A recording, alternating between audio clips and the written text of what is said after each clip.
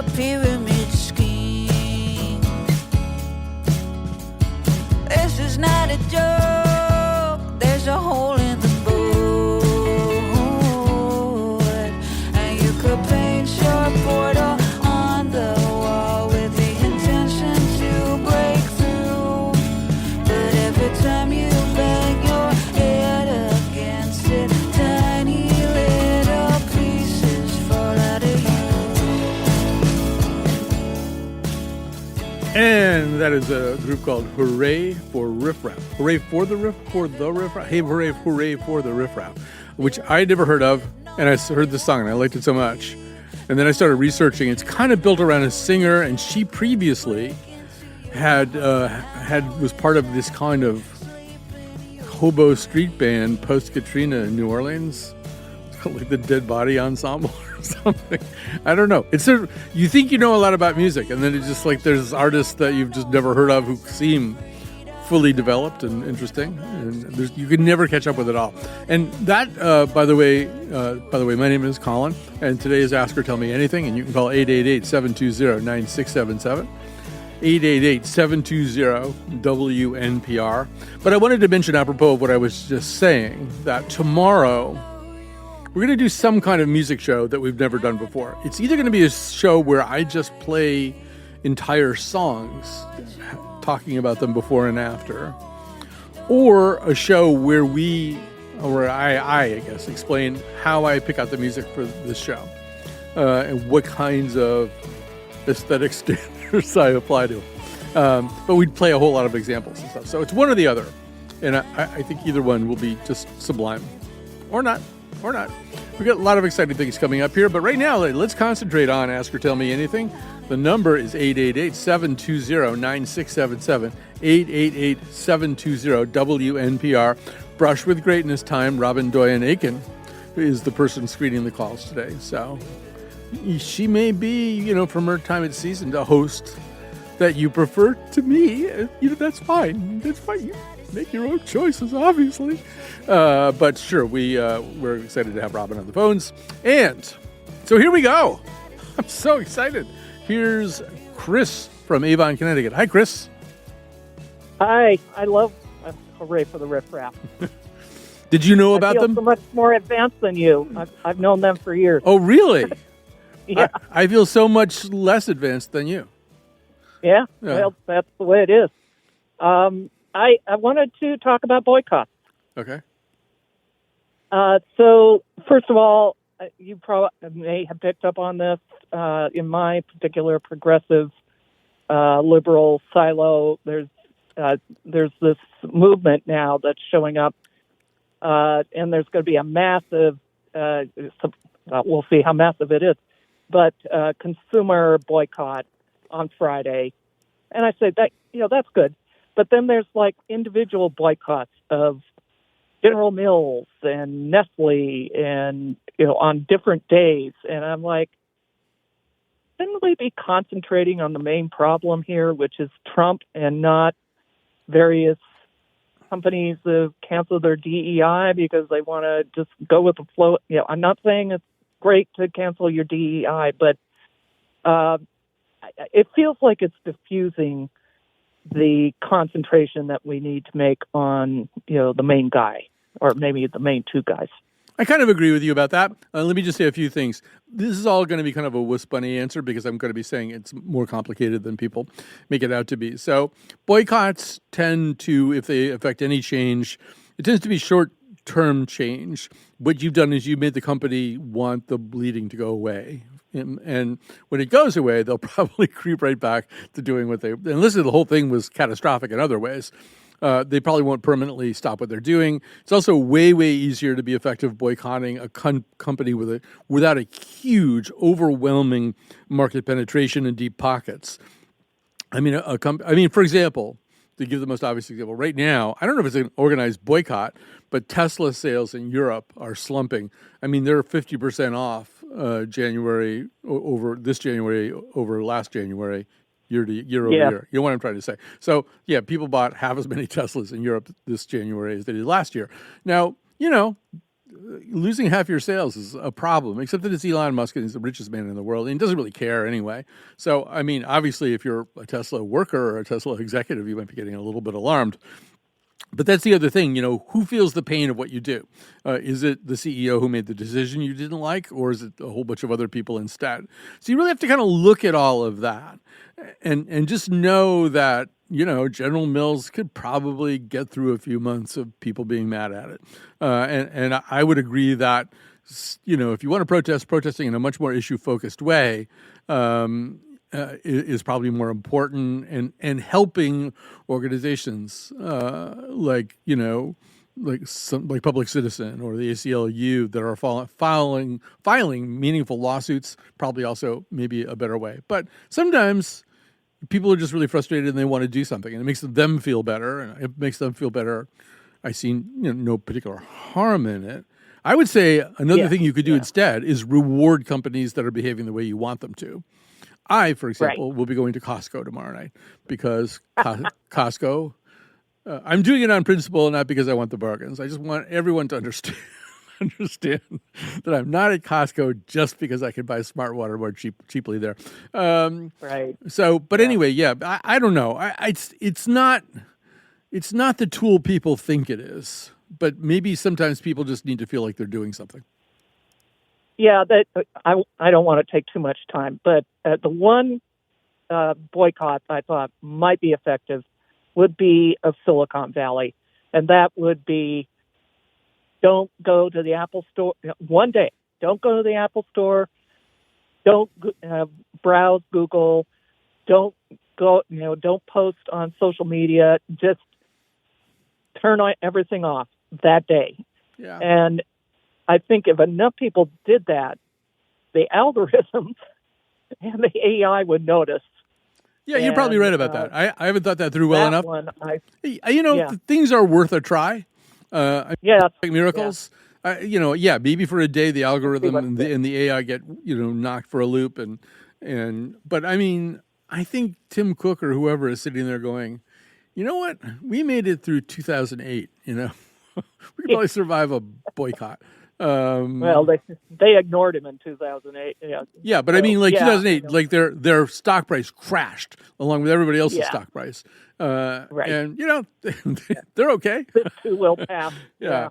So you have to think about that too. I mean, you just said the thing that if people really want to think strategically about boycotts, ask themselves whether they would say whether the management would say the thing that you just said, this too shall pass. Because if that's the case, you might be, your energies might be better spent in some other department. But, all right, well, listen, thanks for your call. And, all right, I'm just going with the one whimsical call I have, and then we can get back to Trump misery and stuff like that. But Dylan is calling from Lisbon. It's a long distance. No, it's from Lisbon, Connecticut. Never mind. Dylan, you have the floor. Hey, Colin, how's it going? Just going great. I'm glad to hear it. Thank you for taking the call. I can't believe somebody was actually interested in talking about the subject. It's free form, and I want to talk about pinball. And I'd first like to open up with, have you recently played pinball? I have not recently played pinball. When was the last time you played pinball? I think right after the game was invented, I played it a few times. No, I don't know. I mean, actually, believe it or not, while I was attending one of America's most distinguished and elite universities, pinball was like a really big thing. And I mean, a lot of people probably got B pluses instead of A minuses because of pinball, because they were not getting their work done. I wasn't one of those people, though. But I want to hear about your pinball passion, and specifically about the idea that pinball is making a comeback, because that's the kind of thing that we do episodes produced by Jonathan McPants about pinball making a comeback. So make the case. All right. I'm going to try and dial it in as best I can, because I'm one of those folks out there that could just go on and on and on about the subject for hours on end. So jump in at any time if I'm just rambling, because I will ramble. All right? We need a sound effect. Dylan, do we have a sound effect? No. I mean, the other Dylan. Never mind. It's very confusing. Continue. All right. So for my passion, I collect pinball machines, okay? And I particularly like to collect the ones that are from the 80s and the 90s. It's too much to get into, but I assure you there's a very special reason for why I feel those are the apex of gaming. But I think pinball in general is just a game that is so underappreciated for a number of reasons. One, it's like an analog video game. Nothing out there is really like it. I mean, you could say skee-ball is analog or whack-a-mole, but nothing to the degree that pinball can go into because, again, it's, like you said, it's been a while since you've played, but pinball and every machine out there has a very deep and complex set of rules to how to play that specific machine. And every single machine has their own unique game settings and rules. So every machine you encounter, you kind of have to figure out a whole new game plan for how you want to play it. All right. And I spoke to your screener about pinball is making a major comeback because companies like Stern Pinball, which came around way back, all right, has managed to survive to this day. And that's because, you know what that is? Because nobody boycotted them. That's the reason. That's the only reason they're still here. If there'd been a big pinball boycott. I'm just trying to link all the calls together a little bit here. So was the screener courteous and helpful to you when you spoke to her about pinball? Absolutely. She was a lovely individual. Yeah, she was all excited about the subject. She gets excited very easily. I mean, it's a very nice quality that most of us don't share. But listen, let me just ask you one more question because we really actually, if it turns out that you're correct, I have two questions, but one of them is a personal one for you. So let me ask the less personal one. When you say that such and such an era, 70s, 80s, 90s, whatever it was, that was what makes like a great pinball game? If something is really kind of at the apex of this art, what makes it that? What gives it that status? So it's a subjective thing for a pinball machine to be great, okay? I feel personally a great machine takes the theme of the game, so like the artistic style for what it's tied to. Yeah. So give a sample. Give an example of a theme. I have a Williams sorcerer, which is tied to it's a battle between a wizard and a dark sorcerer. So the art on there is beautiful and colorful and whimsical. And then the game's layout has these intricate layouts that tie together. So you're trying to fight these demons that a wizard's casting at you. And these demons, quote unquote, are really just targets out there on the playing field. So pinball machines all kind of have similar components. They just get rearranged in unique ways. It does sound. Let me just say, you're making this really interesting, and I think it's entirely possible that we might do a show about the comeback of pinball. Now, I have to ask you a personal question, which you can hang up if you don't like. Do you have like a spouse or a significant other that you share a life with? If I had a text number or an email, I would send you the photo of my lovely 7-month-old daughter, Kira Serdechny, who I had with my lovely wife, Stephanie Serdechny, of many years. And she's sitting on top of my favorite pinball machine watching as I play because there's lights and colors and sounds and moving parts that grab your attention. And one of the things I was talking to your screener about is pinball, it's not dark and gloomy. It's totally unrelated to probably everything you're going to talk about because it's a little bit of an escape. Yeah, it totally is an escape. Okay, I just have to tell you one thing about Stephanie that you maybe don't understand. Every day of her life, Stephanie has a moment where she thinks, how am I going to get rid of all those GD pinball machines? I mean, I just dollars to donuts. She's thinking about that. All right, that was really good. We're going to do one other. We're going to take one other call. That was the sound effect. That would have been a good sound effect when he'd been talking too long. That's what, because he already admitted he was going to talk too long. So that would have been a good sound effect that we could have told him that.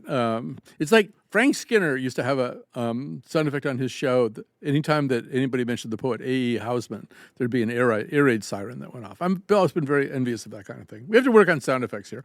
All right. So we're going to go back to all the Trump misery and Tsuris and stuff like that. But before we do that, we'll take one more call that is not about those things. And this would be from Sue in Southington, Connecticut. Hi, Sue. You have the floor. Hi, Can you hear me? I can hear you loud and well. I can hear you loud and sort of clear. I can. Okay, good.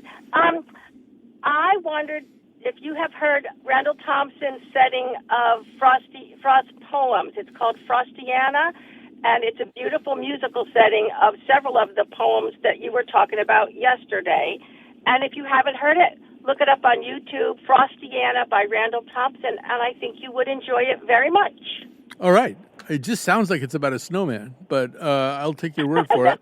Frostiana. Oh, wait a minute. I'm being told by the maestro, Dylan Reyes, that we actually did use it right at the beginning of the show. You know, there's a part of the show where... At the beginning of the show. Well, it's like where I'm talking before the news comes on. You know, I talk for I don't know how many, it's 50 seconds or something. And he always picks music, and he doesn't tell me what it is. But he apparently did pick that music. So you're going to have to get up pretty darn early in the morning, Sue, to think of some music that we didn't think of. Anyway, thanks for your call. We'll take a break. We'll come back. And yes, Lake Como, Dave, and Diana, and John, and we got troubles right here in River City. And it starts with T, and that rhymes with P, and that stands for pinball.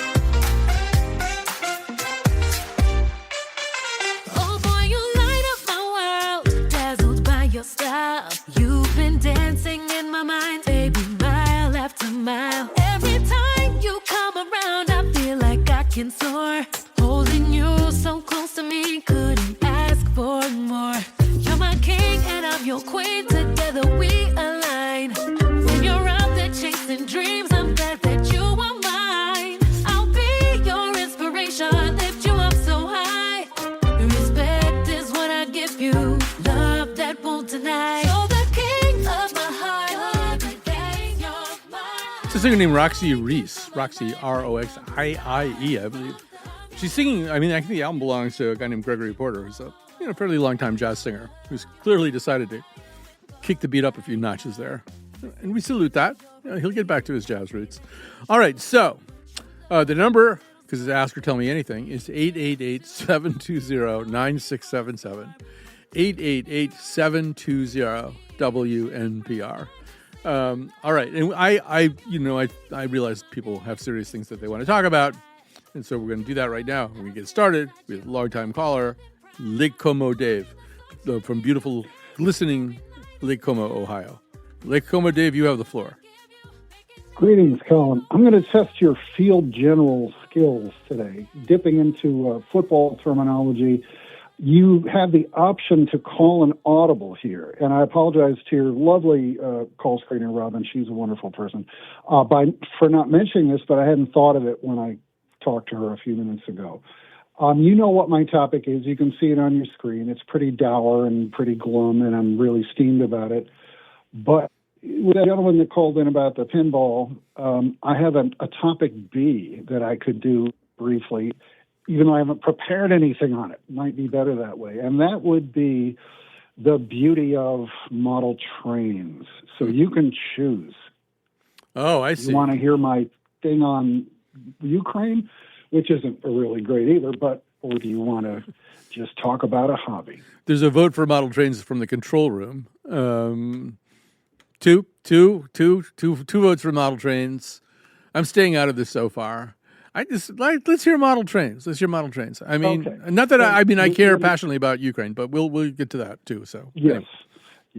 Well, it isn't entirely unrelated, except to say in the sense that about 2018 to 2022, when things were so very stressful for reasons that, you are well aware of in our world. Building a train layout, a model train layout, was pretty much the only thing that kept me sane from the news of the day and everything going on. And just as kind of a background, I have HO scale model trains, pretty much the most commonly available and probably the least expensive scale due to mass production.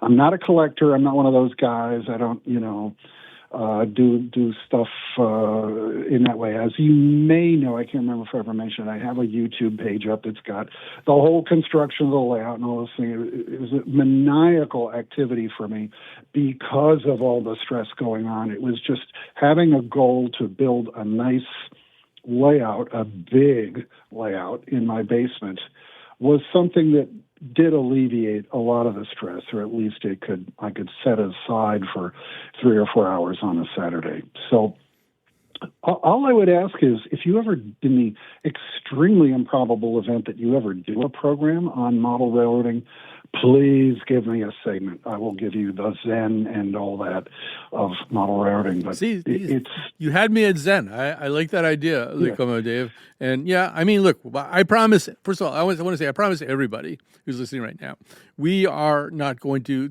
forget about the important things in the news, and we are going to be doing shows. I think the one we did last week about the nature of federal employees. Who is that workforce? What is this so-called deep state? I think we're going to continue to do. I know we're going to continue to do a lot of shows like that. We have some pretty interesting ones in the hopper already. But I think also just we all have our own version of model trains or pinball, or the things that kind of keep us sane. And I think it's important for us to do in our insane way. Shows about things that keep us sane. But okay, I'm going to go to Brad, and then I'm going to go to Diana, and I shouldn't really predict. No, because there's Priscilla. We have a lot of good calls here. I want to go to Brad because I think he might be getting at something that I've been wanting to get at. So, Brad from New London, you have the floor. Hi. I wanted to talk about cooperatives, especially in regards to the nature of boycotts and whatnot. And the idea of shopping locally, right? So a cooperative as a business model. I work at a food cooperative in Connecticut, and if you aren't shopping at the big stores and you shop locally, then not only are you kind of saying, I don't want my dollar to be spent here, but you're really supporting your local community, and that's just a net positive. Yeah, no, I mean the reason I kind of moved your call to the top. All the time I'm bringing this up with everybody here, and everybody kind of looks at me like, that sounds interesting, but we really don't know what you're talking about. But what I've been saying is that we need to do a show about E.F. Schumacher's kind of small is beautiful way of thinking, because what's clear to me is that some of the large forces, whether they're corporate or governmental, that play huge roles in this country, they're going to be dysfunctioning over the next. I mean, we're very reliant. I mean, today, for example, the House will be considering a budget bill, a government spending bill that might substantially handicap Medicaid payments. And, the U.S. government is sometimes described as a large insurance company with an army. But I mean, so many people are dependent on that. Maybe too many people are dependent on that. Maybe we really need to use some of those small is beautiful ways of thinking about organizing at a different level and at a less sprawling level, but a smaller, more efficient, interdependent level like co-ops.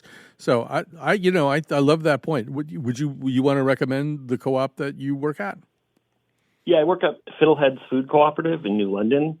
I'm also on the board of Cooperate Connecticut, which is a new organization that's starting to help co-ops form and learn more about the model. The co-op model, there's a co-op for just about everything. There's probably a pinball cooperative. I know there's a board game cooperative. not in Connecticut, but in the world. Like Yeah. every credit union's a cooperative. Best Western is a marketing cooperative. So it's a hotel chain. Yeah. Ocean Spray, Land O'Lakes. Like the list is a huge list. Like Yeah. everywhere. I think I'm so glad you suggested this. Believe me, this call will bear fruit in our lives, fruit that you can buy at co-ops, I might add. So that I'm going to just quickly go down the list here. Let's go to Diana next. Hi, Diana. You're on the air. Hello there, Colin. What's on your mind? I wanted to change the subject a little bit, and I wanted to talk about Ukraine. Mm-hmm. I was pretty upset yesterday when I heard about the stance that our government is now taking. And to be honest with you, it's just sick. It just makes me sick. You're talking specifically about the UN vote news that came out yesterday, yes, right? Okay. Yes. And I know I could reach out, and I have periodically reached out to our congressmen and senators, but I was wondering if there's something more that I could do, because like I said, it just made me really physically ill. That's how upset I am about it. And it's like, it's just to me, it's no matter what anyone's political view is. I mean, this transcends all that. I don't believe that, we know that Ukraine didn't start the war, and we know what the truth is, apart from any political, and it's, I know. I feel your frustration. And let me just say this. I wish I had a really good answer to, here's what you could do right now. And I don't have that. But what I think is the truth is that staying engaged and listening and learning more is really, really important, and trying to understand what's happening and then trying to play a meaningful role. And it's not really something that you can necessarily do overnight. It might take you a few months of listening and thinking about this. And maybe you decide that this particular donation that you could make would be important, or going to this particular demonstration or event might be important. I don't think it's going to be clear right away. And when I hear conversations about how the Democrats don't have their act together and they're not meaningfully opposing some of the stuff that's happening, that's really troubling. I mean, on the one hand, that's true, and they should have their act together. But on the other hand, this is something that's happening very, very fast, and figuring out exactly, what kind of message to send, it might take a minute. And so, we wish that the U.S.'s role in this particular conflict could be different. I know at one point the press was asking either Trump or some high-ranking Trump official what concessions Russia would be making under their proposed negotiated settlement. And whoever was asked that question couldn't think of any. So that's the kind of deal. But, I think just staying engaged and keeping your spine stiff, too. This is going to be harder, I think, on everybody than things in the past have. But I think we don't know exactly in what way. One thing that I've been, this guy, he should send me a check once in a while, considering how often I toot his horn. But I do think Ezra Klein's podcast is fascinating to me almost every time. And today, or the most recent one that has gone up, he has this conversation with a kind of conservative thinker. I'm misplacing his name, but he's a Cuban immigrant, and he's not crazy at all. He's wrong about a few things, but listening to him go back and forth with Ezra, you start to understand that we don't understand this situation. We don't understand where Trump's support comes from and why somebody who doesn't seem insane or stupid or evil would be supporting stuff like that. I think it's important to figure all that stuff out too. So I don't know. It's unfortunately going to be a time-consuming hobby to figure out how to be a meaningful participant in American democracy. But I salute you for your own keenly felt sense of outrage, and I would urge you to kind of hang on to it too. So, that's sort of a non-answer. I get that. It's a non-answer. But I think we in the United States have this sense that we should go off half-cocked and then sort of figure out the details later. And one thing that I'm starting to understand is, there's things that enrage me every day. And believe me, nothing could get me angrier than this Medicaid stuff. But I think just getting angry isn't enough. I've got to think this through. I've got to understand it. I've got to understand also alternatives to the way it's being thought about. The single biggest problem that this country has had, or maybe not the single biggest, but one of the reasons we're in the mess that we're in right now is because I think the Democratic Party really didn't understand how to present a meaningful alternative to what Donald Trump was purporting to offer. And it's not simply enough to run as they did in 2024, heavily in favor of reproductive choice, and just everything else is just, well, we're not Trump and he's terrible. You really have to say more to people about what it is you offer by way of solution. So I think understanding all of that, it's going to take a little bit of time. And while we're taking a little bit of time, of course, all sorts of incredible, dangerous nonsense is happening. And so, I mean, I kind of apologize for saying it might take a while, but it might. It's not optimal. All right, we're going to go back to a different thing, I think, with Priscilla right now. Hi, Priscilla. You're on the air. Hello, Colin. It's very nice to speak with you. I was reading Instagram, and I follow Connecticut Public, and I read and listened to Daphne reading a poem, which is absolutely lovely. And then I posted a comment that when I was 12, I was at Robert Frost's poetry reading at Woolsey Hall in 1962. Wow. It was, yes.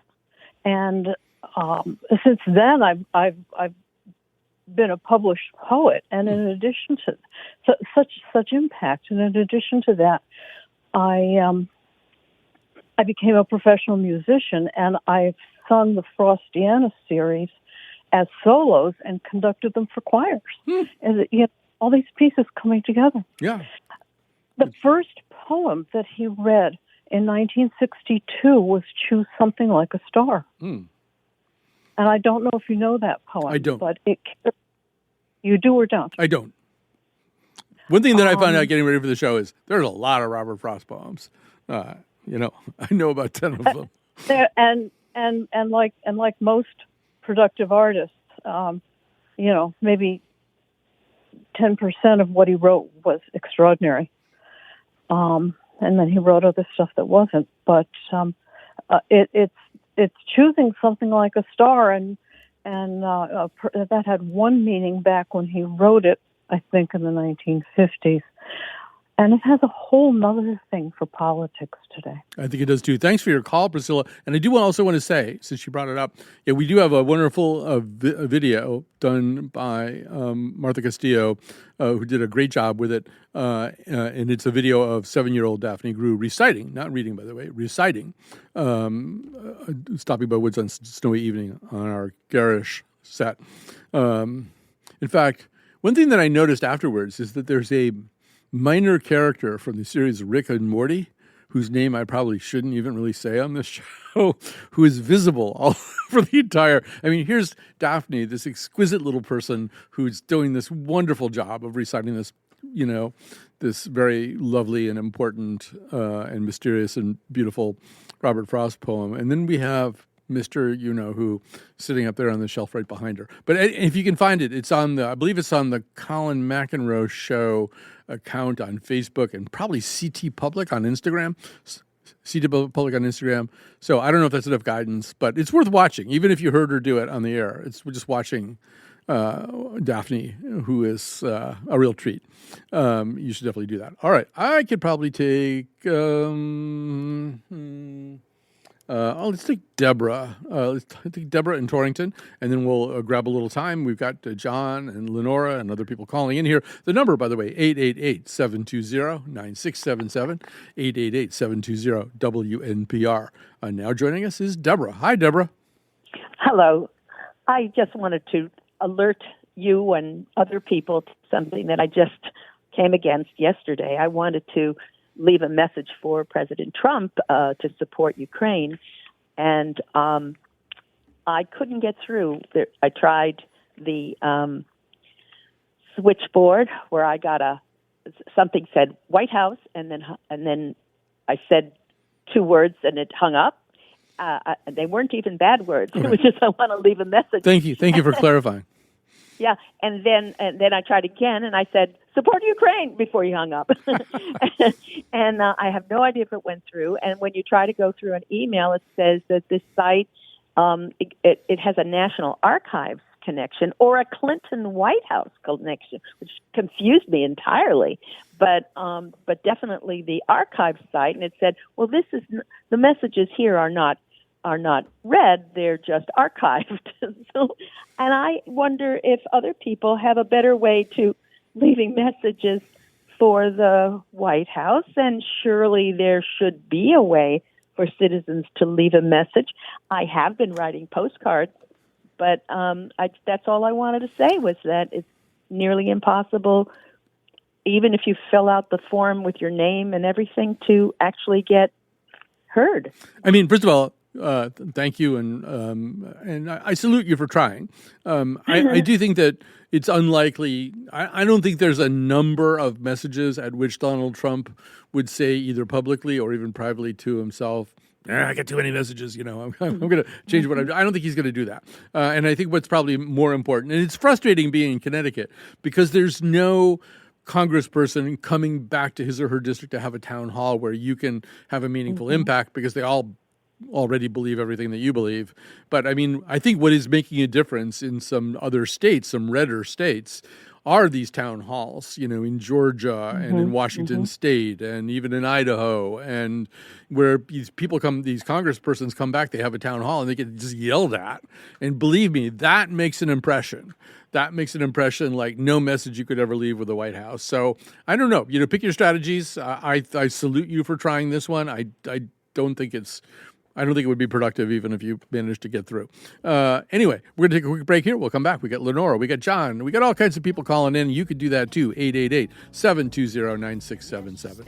Your money then, brother, that's breaking news. Don't you see? Maureen's gone missing. Well, yeah, it's true. And now I'm walking to work because my car is missing too. Oh, Maureen's gone missing. Yeah, it's true. If it don't break down, she'll be out of the state by noon. Oh, Maureen's gone missing.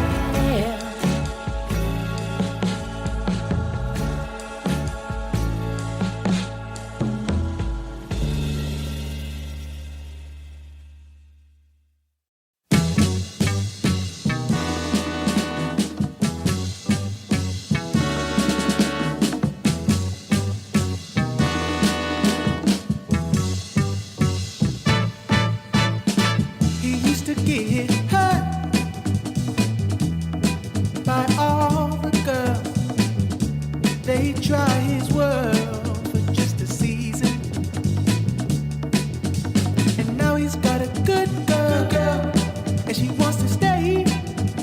Ooh, but he's gotta go for his own reasons. Ooh, he's running away. And this is sort of a new thing that we didn't really plan it, but it's just sort of happening organically. That's what's called a Maestro's Choice. See, we don't typically play music into the final segment of a show. There are reasons for that, but now we do, because we just think, Dylan Reyes, the Maestro, our technical producer, will think of something that just fits right in. So that's what you're getting right now, and I got to say, I do like that. And what else do I have to say? Yeah, no, I know I was coming to it. So today's show is a production of Lily Tyson Quality Entertainment Productions. And the call screener today, this is, like, if you're really kind of in a bad place, you should just call 888-720-9677 and ask Robin to cheer you up, because she can do that. Robin Doyen-Aiken screening the calls today, 888-720-WNPR. She will make you feel better. I probably won't if you get on the air. I mean, there's no evidence that I make people feel better. So, but your initial point of contact could be a really good one for you. All right. I've sort of lost track of the order that things go in. Although, just for a little of a change here, Although we have an awful lot of people named Dave calling the show today. This is David. Let's take a call from David, then we'll go back to Lenore. Hi, David. You're on the air. Hi, Colin. Can you hear me? I can hear you just fine. I'm calling in. I just wanted to change the subject and talk a little bit about the Academy Awards that are coming up on this Sunday. Mm-hmm. And I've been following the different award shows, and I have my favorites, of course. And I just wanted to mention that my favorite is probably A Complete Unknown with Timothy Chalamet. And the one that is closest to that, I would believe, would be, next to that would be Honora with Mikey Madison in it. I thought those two movies were just done really well. And I like them both too. And Mikey Madison, I think she finally did get one of the big acting awards. I can't remember whether it was BAFTA or SAG, or there was some place where she's actually gotten, Best Actress. She got it at BAFTA. BAFTA, yeah. Okay. And the same thing, Adrian Brody from The Brutalist has been winning most of the Best Actor categories. But Chalamet, I think it might have also been BAFTA. If not, it was SAG, one of the most recent ones. Yeah, Chalamet just got it last week for the SAG. Yeah, okay. So there's a little break in all that. Yeah, so I should announce this now. You've given us the perfect opportunity to say that what we're going to do next week is on Monday, we're going to do a post-Oscar edition of The Nose. So The Nose, our cultural panel, will have some of our panelists kind of break down what happened in the previous night at the Oscars. And then the following day, Tuesday, I believe that would be the 3rd is Monday, I think. Monday the 3rd, yes. Monday the 3rd will be the post-Oscar show. And then on Tuesday the 4th, we are going to, for the first time ever, and I hesitate to say this because I think it's probably going to be kind of a poop show because we've just never done it before. But we are going to stream an Ask or Tell Me Anything episode live on YouTube. And at some point, we'll tell you how you would find such a thing, but not now because A, I don't know, and B, there's some question as to how soft we should keep this opening because we won't have really, anyway. But I think it's kind of an exciting thing. I don't particularly enjoy being on camera. It's one of the reasons I chose writing and radio for my life's work. But nonetheless, we are going to stream the show on YouTube, and you'll be able. It'll be also available in all of its conventional ways, as a broadcast, as a podcast, all that kind of stuff. Okay, that's all. But it will be live streamed. Let's go up to, because I've been just mentioning her. Let's go up to Lenora in New Hartford right now. Hi, Lenora. You're on the air. Hi. I was listening to the radio a while ago when that lady was talking about boycotts. Mm-hmm. Especially the one that's this Friday, February 28th. Yep. And it got my attention because I plan not to shop. I don't have much money anyway, so that's not a problem. But the thing is, I remember the 60s. I'm that old. And it's not just one event. It's a culmination of many events that start to get the attention. Sit-ins, marches, things like that, whether it was against depriving people of their rights or whatever it is.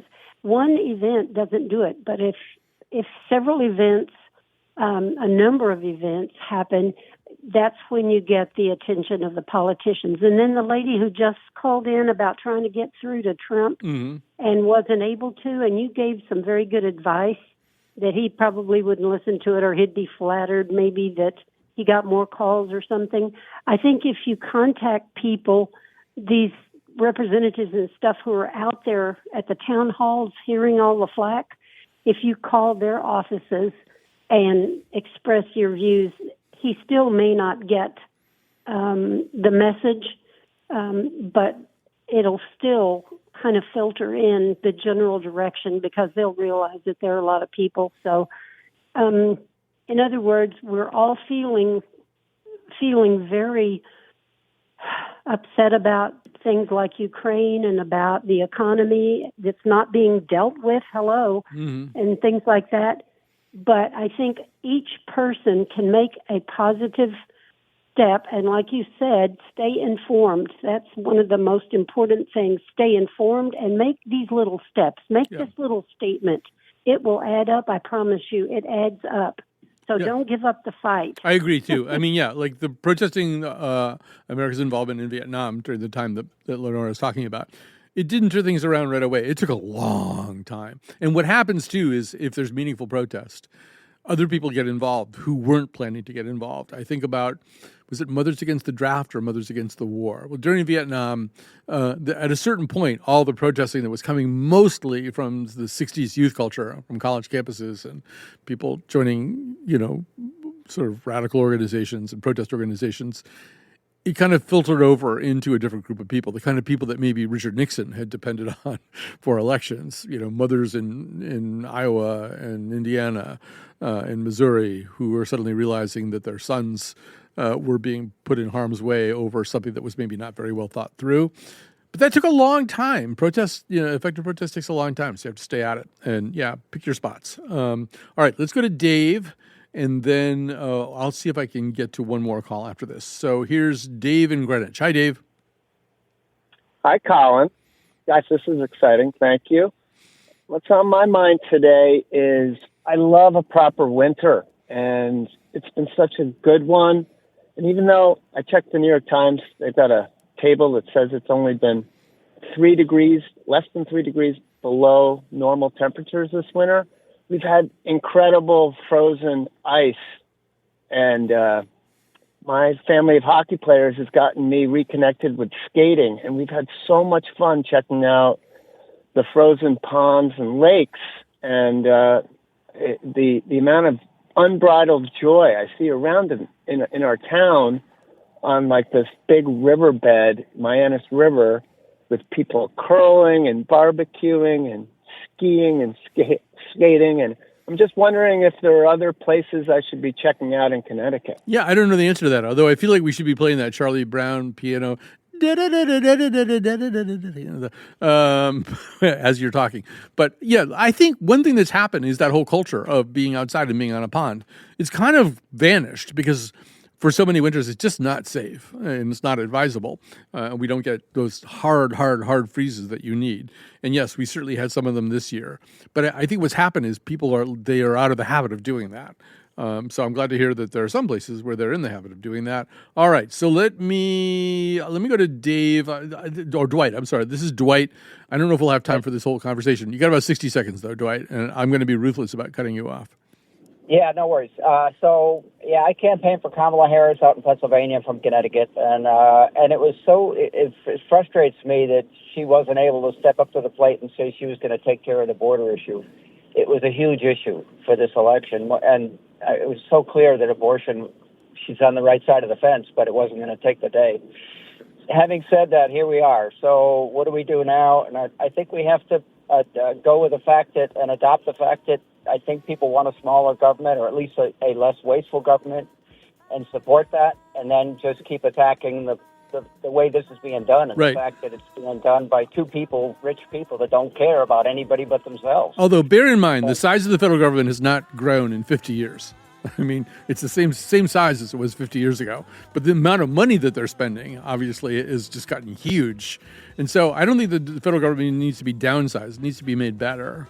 And you probably need younger people working there, which is why firing probationary workers is stupid, because they cost less money and they're under the microscope. They're trying to prove themselves, and they are the future. But don't believe that stuff about how the federal government's big and bloated and it keeps getting bigger. That's not true. All right, we have to stop. But we thank you for listening. We will be back with more this week.